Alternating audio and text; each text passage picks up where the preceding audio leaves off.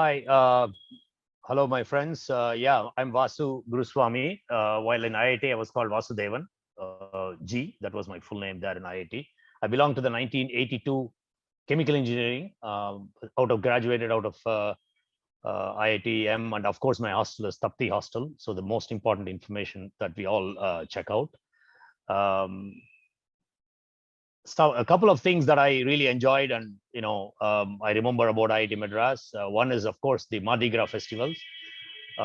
Me and a couple of my close friends, Shankar and Sukumar from Tapti Hostel, we were a gang who were involved in quite a lot of lit activities and cultural activities. So definitely that carries a lot of fun and pleasant memories from those days. And this probably the other thing that I really enjoyed was the OAT, and every Friday out with the pillows, and after the dinner walking out to the OAT, grabbing the space and having a great time with the guys. Whether we watched the movie or not, I don't even remember, but definitely these are some of the great memories. So after I graduated, I did a master's in RPI upstate New York, and then pretty much figured out that I would rather get my hands dirty, not into a PhD kind of thinking. So jumped into the energy field and joined Schlumberger. I started out in Japan in the Far East, and the next 33 years I spent working around the world. 10 years in the field, and the next 25 years in various positions in software product development, managing the business, worldwide operations, and so on and so forth. 15 different countries, sweeping from east to west.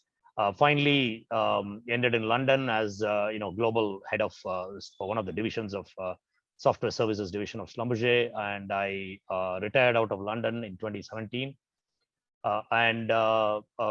As one of the real interests that we had was, when I say we, it's some of our close friends, including many IITians and many other people in the world that I had a great opportunity. These are wonderful people that I had opportunity to encounter during my 30 years around the world, many different nationalities. And we joined together to find a way of giving back to the community and to the country.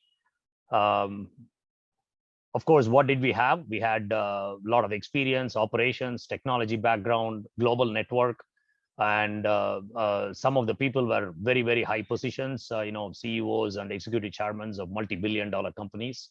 So we formed a group called Lovni Ventures, which is now 3 years old. Lovni Ventures is in US and in India, and we invest in technology driven companies.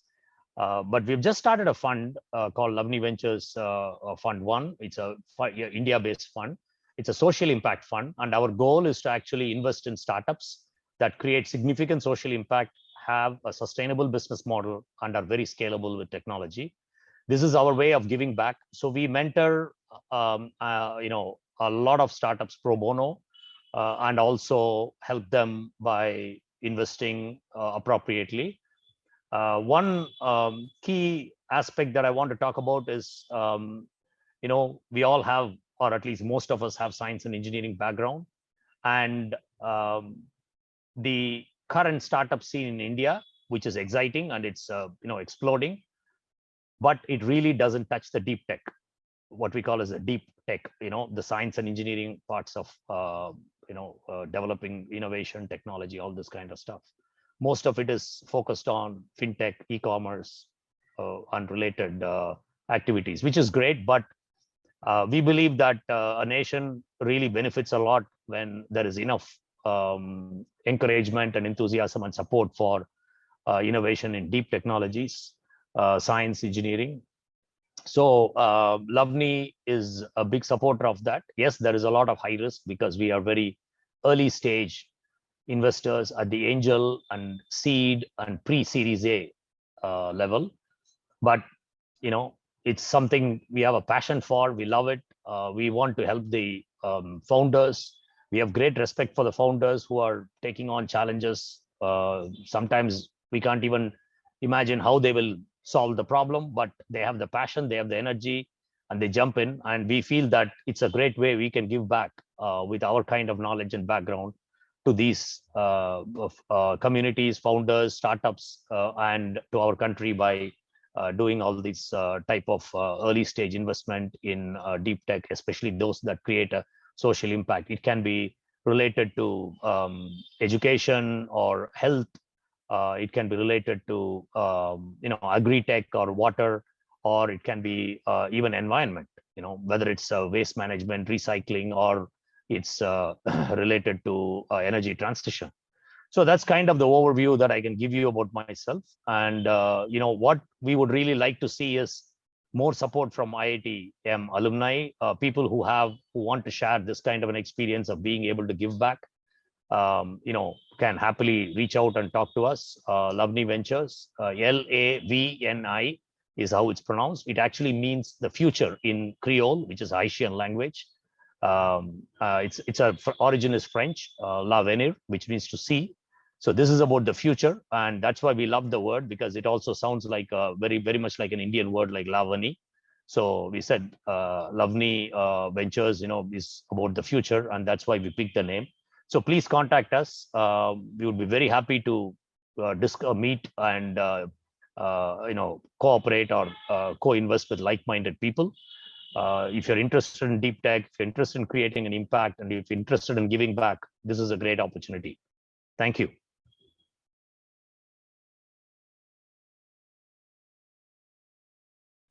Definitely, medical technology is an area that we are seeing tremendous enthusiasm. If you think about countries like India, even Africa, places like Indonesia, and some parts of South America, the challenge when you get out of the urban towns is that people don't have access to experts in terms of medical experts, and also they don't have access to technology. These are the two big challenges that most of the non-urban people face. And what has happened today is with technology, especially with all this AI, ML, cloud, all these kind of things, while the AI and ML can actually supplement, they cannot replace, but they definitely do the triaging and help doing the triage of decision making before you decide to go and meet an expert. That's one of the key things. And so that kind of breaks the barrier of access to expertise.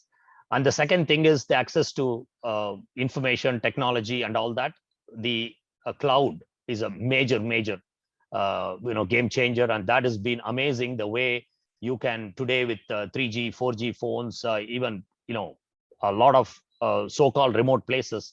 I mean, we agree that there are still places in the world where they may not have this access, but the reach has become phenomenal, and many villages can actually access a lot of things through their phones and get the data and the information necessary. So a combination of these two is really revolutionizing the medical technology, especially from we are talking about primary care. That's the fundamental thing. We are not talking about very advanced care. Of course, that gets into a different world, or intervention is a different world, but we are talking about primary care and diagnostics, which is, I think it's an exciting area, exciting change that is really happening globally. And India is really picking up. There are so many medical technology related startups, and we are very excited to find enthusiastic, passionate people who are starting these things. And that's an area of great excitement for us.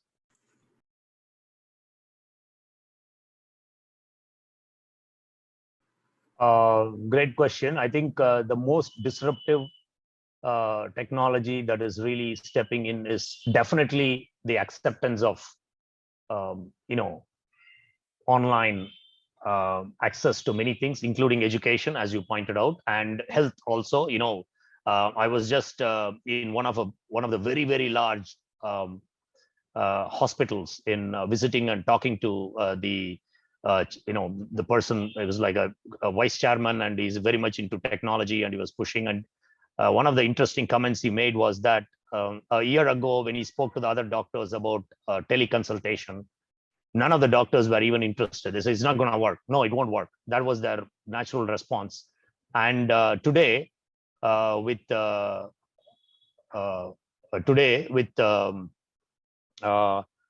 this online, Zoom, this, that, everything coming in, it has really become, people are beginning to accept it. They are going out and buying a whole bunch of teleconsultation systems, either from countries outside, US made, or Indian technology, but that barrier has been broken. That mental block that everyone had has been broken. And I think that is definitely the acceptance that you don't need to be physically in the same room for certain types of work, certain types of consultation is definitely a game changer.